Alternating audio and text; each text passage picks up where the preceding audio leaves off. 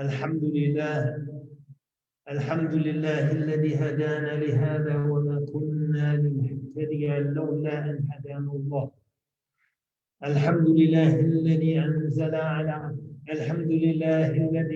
على عبده الكتاب ولم يجعله عوجا. الحمد لله رب العالمين. All praise is due to Allah, the Lord of all the worlds. Alhamdulillah, these days that we are in are the final days of February, and therefore the final days of what people here in the United States have accepted as Black History Month, a month where the accomplishments, the achievements, the contributions of the African American community are highlighted. This is an event that should concern us as Muslims from two angles. One, from the point of view of knowing the histories, the struggles, the challenges that have been faced by people we share this land with. If we are an American Muslim community, the American part of our identity is something that we should accept and embrace. And embracing the American part, we have to embrace all of those we share this land with. We have to try to understand the history of the native people. We have to try to understand their struggles. We have to, as we experience the inconveniences, the pain, the tragedy, the trauma of this COVID-19 pandemic, we have to understand that the worst pandemic in the history of humanity was the smallpox pandemic that wiped out 90% of the population, the original population of this land. We have to understand the struggle of the Irish, how the Irish weren't even considered white. What was their struggle? How did the Irish become white? We have to understand the struggle of the Chinese and the Japanese. Why was there a Chinese Exclusion Act? We think a Muslim ban is terrible, that bans Muslims from a handful of countries. How about the exclusion of an entire set of people who were instrumental in building much of the infrastructure of the western part of this country, particularly the railroads, who were shot down in the streets of our western cities, Seattle, many cities in California, like China, down in cold blood on a single day. We have to understand their history. We have to understand the history of the Japanese and how Japanese citizens of this country were gathered up and interned in concentration camps during the Second World War. And how after 9/11, because of their experiences, that they were the people who were first and loudest in standing in solidarity with the Muslims in the aftermath of 9/11. What is the foundation of that solidarity? And we have to understand the struggles of the African American people, one of the indigenous people of this land nationally. The indigenous people, historically the Native American people. But nationally, when the nation was founded, there were three major population groups. There were the European settlers, there were the Native people before they were extinguished in mass, but the genocide had already started. And then there were the African slaves. Those are the three indigenous groups of this land. The African slaves, unlike the native people, had been exposed to Europeans for centuries across the Mediterranean Sea. So had developed immunity to smallpox and immunity to many of the diseases that wiped out the indigenous people. And so the African American people were the preferred slaves, therefore instrumental in building the capital. Many races stormed the capital that was built by and large by African slaves. The White House, which wouldn't allow a black person in it, emphasized by the position taken by Woodrow Wilson, who screened a film that showed the rebirth of the Ku Klux Klan in the White House. That White House was built largely by black men. We have to know that. So from an American perspective, that history concerns American Muslims, but also from a Muslim perspective. We have to understand that conservative estimates posit that 1/5, 20% of the African slaves were Muslims. Therefore, our brothers and our sisters, no matter where we come from, if we come from South Asia, if we come from the land of the Arabs, if we come from Bosnia or the European Muslim populations, those are our brothers and sisters, because our brotherhood and sisterhood is based on faith. It's not based on blood. It's not based on skin color. It's not based on lineage. It's based on faith. And our brothers and sisters in faith were instrumental in building this country with their free blood, sweat, and tears. Their uncompensated blood, sweat, and tears. Our brothers and sisters, if anyone hesitates and feels disconnected from the history of those African Muslims, then ask yourself why you don't feel disconnected from the mothers of the believers. Ummahatul Mu'mineen, Khadija radiallahu anha, Aisha radiallahu anha, Habiba radiallahu anha, Juwayrira radiallahu anha, and the rest of the mothers of the believers. Those of us who aren't Arabs, we have no physical blood connection to them, but there are mothers, our spiritual mothers. Millata Abikum Ibrahim. Many of us don't have any actual lineage connection to Ibrahim alayhi salam. Probably most of us do, because that's so far back, everything goes back to the origin. But maybe we don't. But he's still our father, because he's our spiritual father. And those African Muslims, who, as we said, whose blood, sweat, and tears were instrumental in building this country, they are spiritual uncles and aunts and grandfathers and grandmothers. And we should feel connected with them. We should feel connected with their struggle. Displayed in the series Roots. If you haven't seen Roots, the new one particularly, you can see how it starts in an African Muslim village on Jufare Island off the coast of Gambia. That's 90% Muslim. When Alex Haley went back and traced his roots, he ended up in Jufare. And the people were all Muslim. All of his ancestors were Muslims. And he helped her with the proceeds from the book and the film. He helped to rebuild the masjid. Those are our brothers and sisters. Those are rather our ancestors, our spiritual ancestors. And we should study their history. If you're an American Muslim or living here and benefiting from being here, if you don't know who Ayyub bin Sulaiman is, then your Islam is lessened.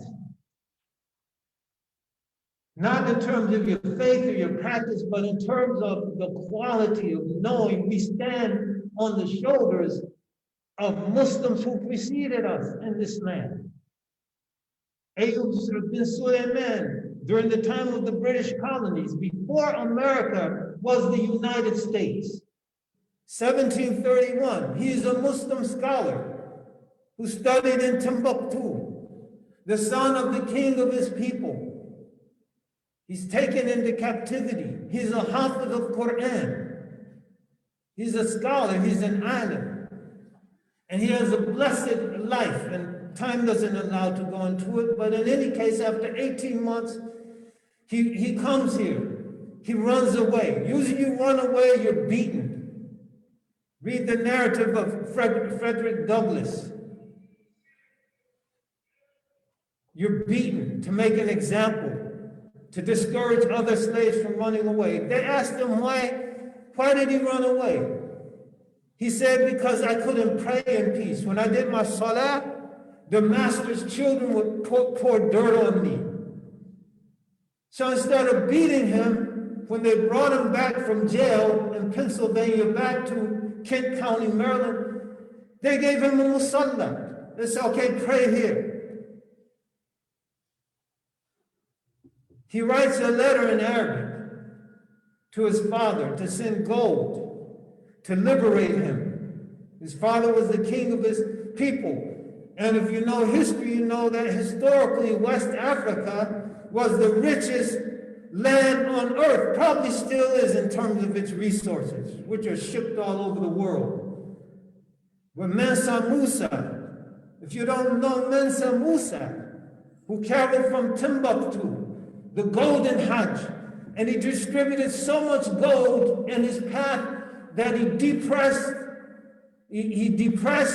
deflated the gold market in Egypt for almost a decade.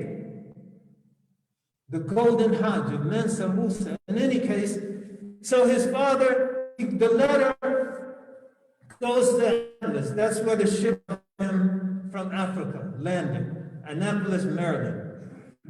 The ship had already left for England. The letter sent to England. The ship has already left for Africa. The Oglethorpe, the founder of the originally slave-free colony of Georgia, gets the letter in England.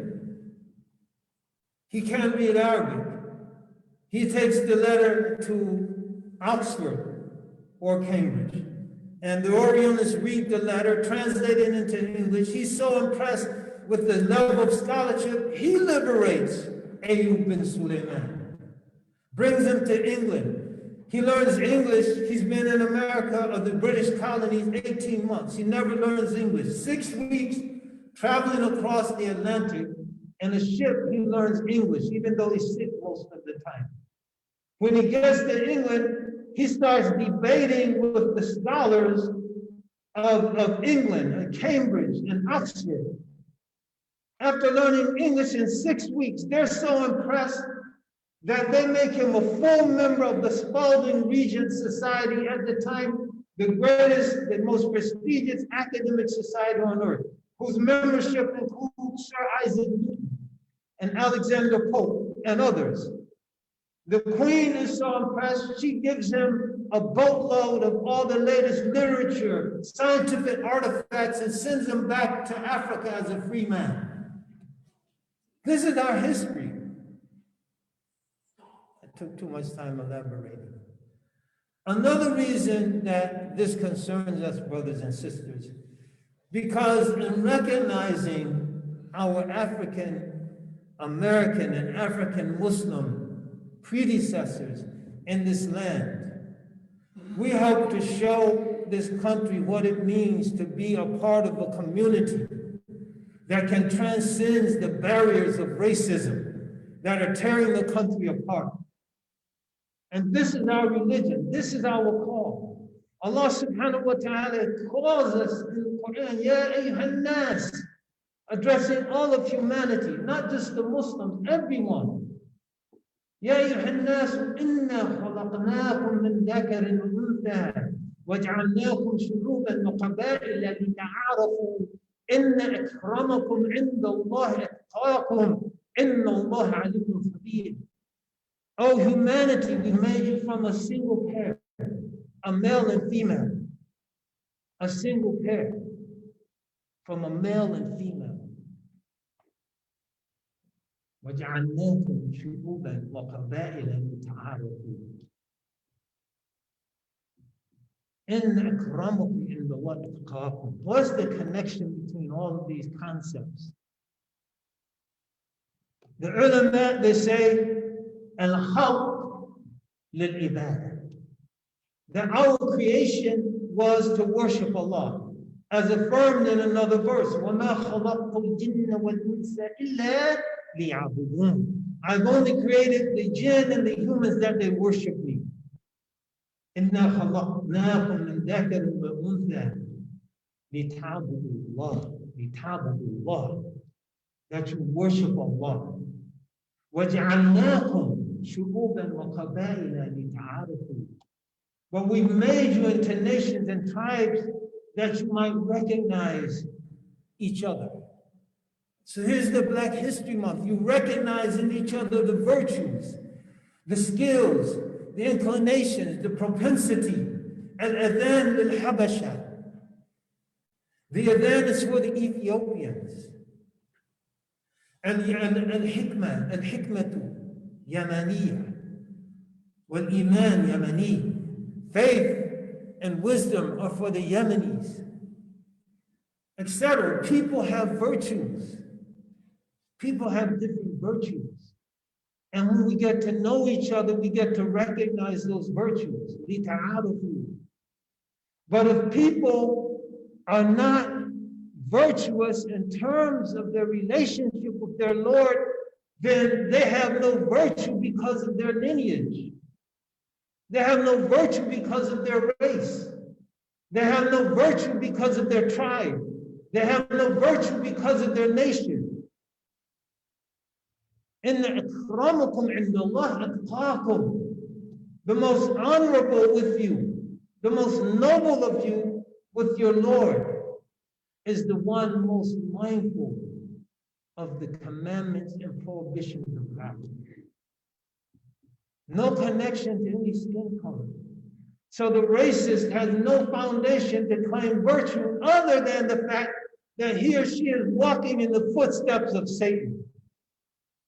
If you look in the mirror and you're pleased with your skin color, but you can't look at your heart and be pleased with your deen, then you're walking in the footsteps of Satan, because he saw his physical qualities or characteristics as elevating him somehow. وَمَا مَنَعَكَ أَلَّا تَسْجُدَ إِذْ أَمَرْتُكَ قَالَ أَنَا خَيْرٌ مِّنْهُ خَلَقْتَنِي مِنْ نَارٍ وَخَلَقْتَهُ مِنْ طِينٍ. What prevented you from prostrating yourself to Adam when I commanded you to do so? I'm better than him. On what basis? You created me from this physical stuff with a physical color called fire. And you created him from this physical stuff with a physical color, and the color was black, according to the Jumhur, the majority of scholars. That's why I'm better. He made no moral argument. I'm better than him because I'm kinder. I'm better than him because I kiss more babies. I'm better than him because I help old people with their burdens. I'm better than him because I never told a lie. I'm better than him because I never backed down in the face of a frightening situation. I have more courage. I have more wisdom. I have more gentleness. I'm a better human being. Oh, not human. I'm a better person, whatever. I'm better because of some moral quality or characteristic. I'm better because of my physical composition. Allah Ta'ala rejects that, and we should reject that, and we should be leading humanity in the rejection of that. As racism spreads in our country, as the polarization between people, and they try to out-scream each other, and the louder they scream, the more polarized people become. The louder some over here scream Black Lives Matter, then those over here scream White Lives Matter. And it's all rooted in physicality. Honest lives matter. Courageous lives matter. Gentle lives matter.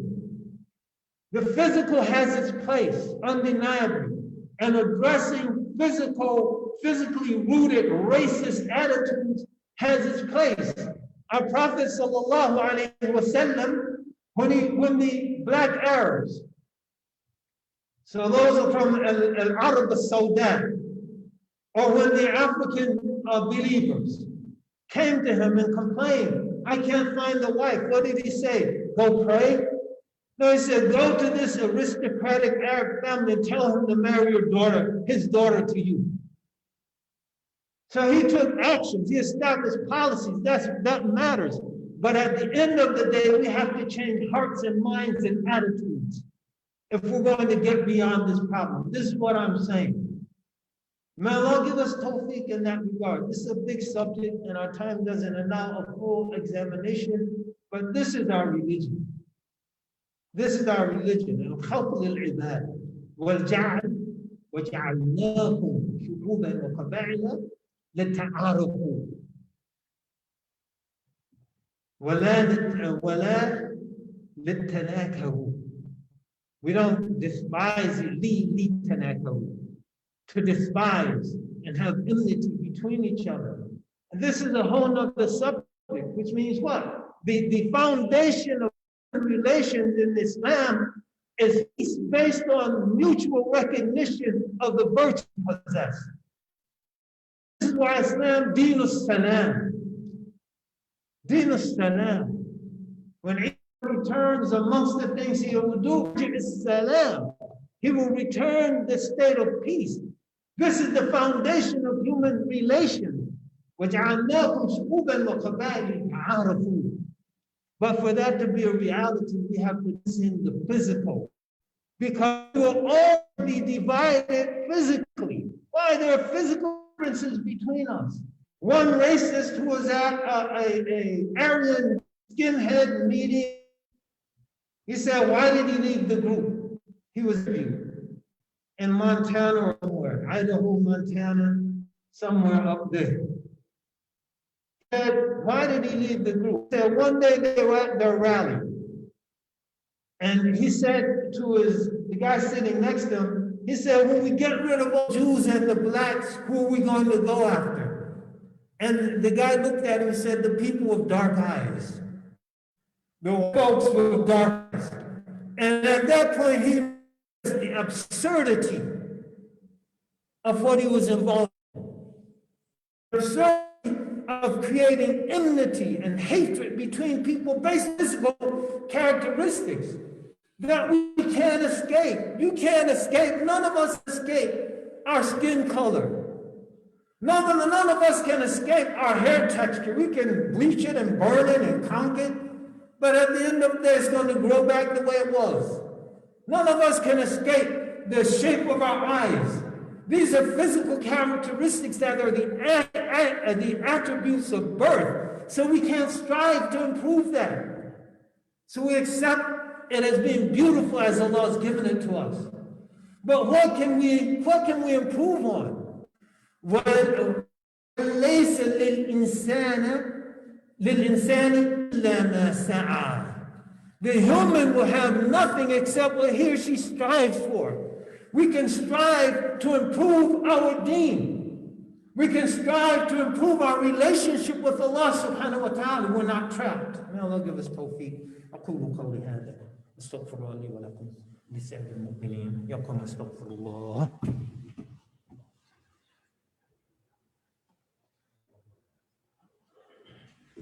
الحمد لله رب العالمين والصلاة والسلام على سيد المرسلين سيدنا محمد وعلى آله وصحبه وسلم تسليما كثيرا. So brothers and sisters, let us strive to be individuals and a community that raises the level of discourse, that points out, as we said, physical differences. If people want to find something to divide us, they have to look no further than the physical. Because we can always find physical differences, even beyond skin color, beyond black and white.